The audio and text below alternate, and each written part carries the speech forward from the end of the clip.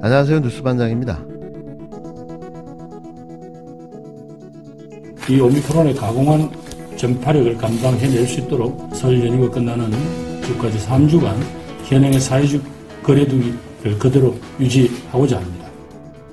일단 마스크를 쓰는 데에 대한 제한은 이제 철폐하거나 확 줄이자는 것이고요. 기본권인데 그걸 그렇게 제한을 해가지고 과연 이 방역 정책에 큰 도움이 됐는지. 7일 외 마스크를 다음 주에 당장 벗기보다는 5월 하순 정도에 앞으로 20여일 후 정도에 한번 판단하는 것이 옳다. 현재 인수위 쪽에서 발표한 내용을 지금 저희랑 시간이 겹쳐서 저희들은 파악을 하고 있지는 못합니다. 이제 실내에서 마스크를 벗을 것인지 말 것인지 이번 주 금요일에 방역당국이 발표할 것으로 예고되고 있는데요. 그런데 대통령직 인수위원회가 시기상조라며 제동을 걸었습니다. 실외 마스크 해제 여부를 놓고 혼란을 가중시킨다는 지적이 나오는데요. 물론 여전히 세계에서 확진자 수가 가장 많은 수준인데다 백신 접종 효과 감소나 세변이 등 위험 요소가 남아있다는 게 인수위 입장인데요. 하지만 방역당국도 이런 점을 염두에 두고 있고 확진자 감소세가 안정적인 데다 실외의 전파 가능성도 낮다고 보고 있습니다. 현 정부가 실내 마스크 해제 여부를 발표하기로 한 시점은 이번 주 금요일. 발표를 하루 앞두고 인수위가 느닷없이 제동을 걸면서 방역당국은 난감한 기색을 감추지 못하고 있는데요. 그렇다면 왜 인수위는 실내 마스크 해제를 막고 나선 걸까요? 그건 아마도 윤석열 정부에서 코로나 완전 정복이라는 마스크 해제 선언을 하려는 의도인데요. 문재인 정부의 방역 노력으로 이룬 성과를 자신들의 공으로 챙기겠다는 겁니다. 어련하시겠습니까? 윤 당선인이 누군가요? 꼼꼼한 그분 아닙니까? 그 당선자의 그 참모들, 무엇을 하든 그 상상 이상입니다. 하지만 28일인 오늘, 다음 주부터 야외 마스크를 벗는다는 입장을 현 정부가 내일 발표하기로 했는데요. 아직까지 윤석열은 당선인입니다. 2022년 5월 9일까지 대한민국 대통령은 문재인입니다. 애초에 합의했었던 것보다도 예를 들면 중수청 같은 경우를 그걸 빼버렸잖아요. 만드는 거에 대해서 증발이 된 겁니다. 최초 합의했었던 그런 부분들에 대해서는 이 선공직자라든지 선거범죄 같은 경우가 중수청을 1년 뒤에 이걸 이제 만들어 가지고 여기에 보내자 이렇게 얘기가 돼 있었잖아요. 그 중수청 만드는 것 자체가 지금 증발이 된 겁니다. 그러니까 검찰이고 경찰이고 그런 수사를 못하도록 지금 현재 만들고 그런 법안이 지금 현재 올라가 있는 것이죠. 것들이 애매모호하게 빠져 있는 상태지요. 지금 새로 가 있는 그런 법안들은요. 그래서 이런 것들이 과연 국민을 위한 것인가 하고 지금 국민들께서 분노하고 계신 거지요. 성일종 국힘당 정책위원회 의장은 28일 최종적으로 국회 본회의에 상정된 더불어민주당의 검찰 정상화 법안에 대해 중수청이 증발됐다고 말했습니다.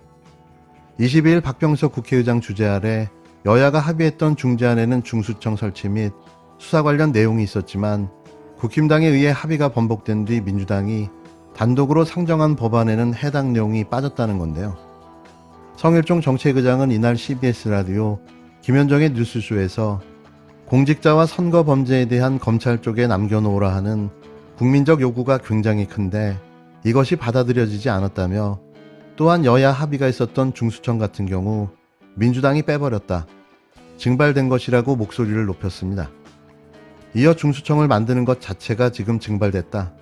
검찰이고 경찰이고 그런 수사를 못하도록 지금 현재 그런 법안이 올라가 있다고 주장했는데요. 앞서 여야가 합의한 중재안에는 6대 범죄 중 부패경제 범죄만 검찰이 한시적으로 수사하도록 했습니다. 이후 한국형 FBI 같은 중수청을 만들어 출범하면 검찰의 직접 수사권은 폐지되고 중수청에서 전문성을 살려 6대 범죄를 수사하도록 한다는 내용이 담겼는데요. 하지만 성일종 의장의 주장은 모두 거짓이었습니다.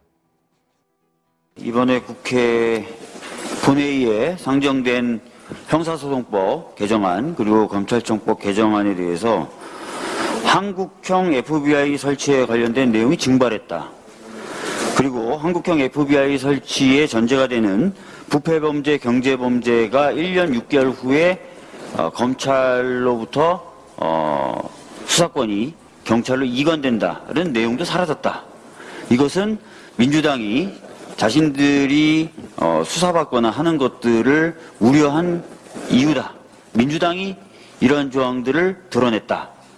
넣지 않았다. 이런 주장이 있고요. 또 이 주장에 따른 보도들이 지금 나오고 있습니다. 그러나 이 주장과 보도는 전부 다 사실이 아닙니다. 법사위 논의 과정에서 의장 중재안 8개 항 중에 조문화가 가능한 것은 2항과 4항뿐이다 라고 국민의힘 법사위원들이 강력하게 주장을 했었던 것이 오히려 반영된 것이다 라는 점을 분명하게 말씀드립니다. 우리 민주당은 원합니다. 한국형 FBI 설치, 그 다음에 그것의 한 전제 조건인 부패범죄, 경제범죄, 남은 두 가지 범죄에 대해서 1년 6개월 후에 명확히 검찰로부터 수사권이 떼어진다라는 것을 부칙에 넣기를 정말 간절히 원합니다.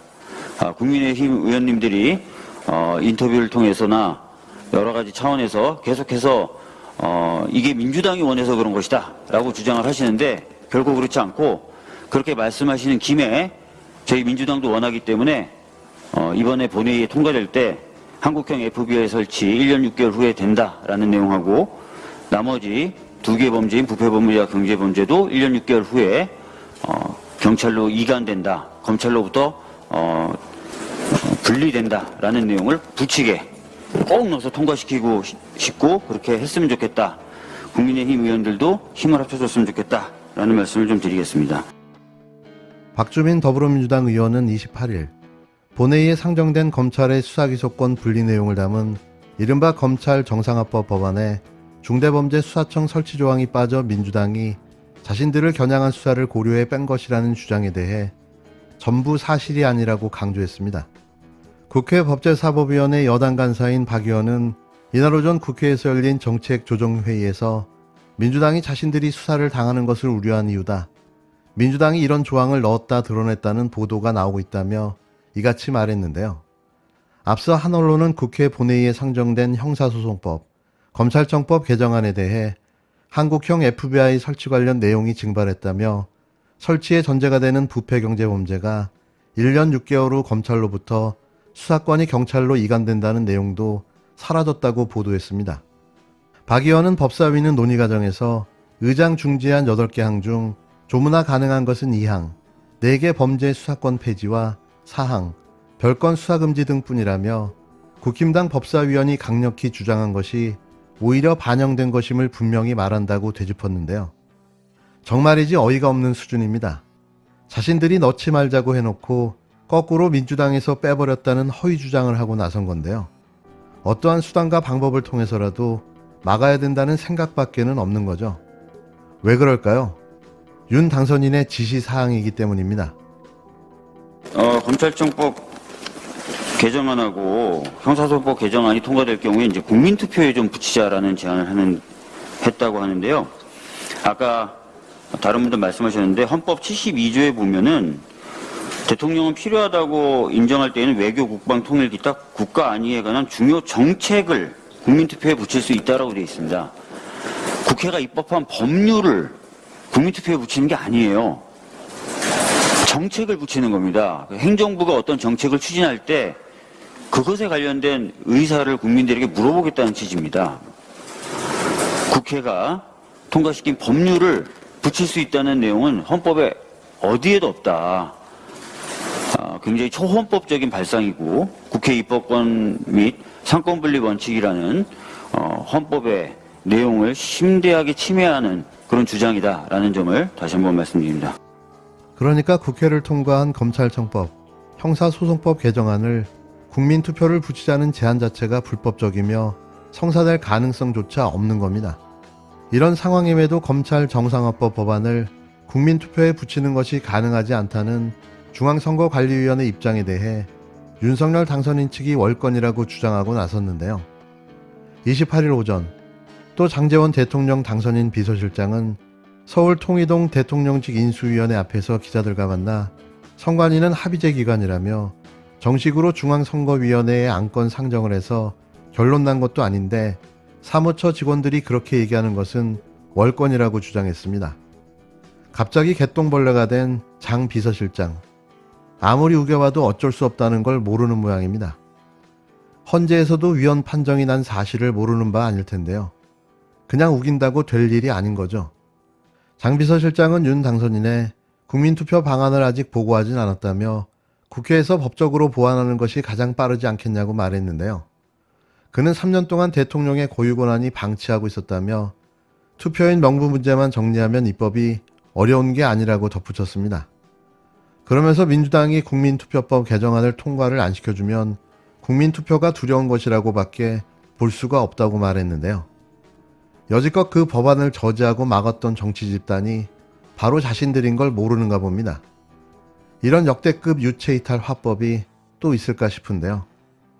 지난 2014년 7월 헌법재판소는 재외국민은 주민등록이나 국내 거소 신고가 되어 있지 않는 경우 투표를 할 수 없게 한 국민투표법 14조 1항에 대해 헌법 불합치 결정을 내렸는데요.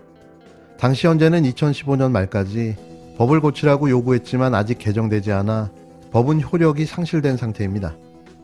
이에 따라 중앙선거위는 27일 현행 규정으로는 투표인 명부 작성이 불가능해 국민투표 실시가 가능하지 않다는 입장을 밝혔는데요.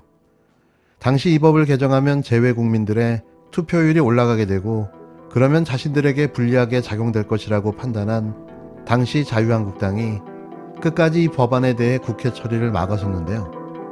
이제와 황당한 궤변을 늘어놓고 있는 겁니다.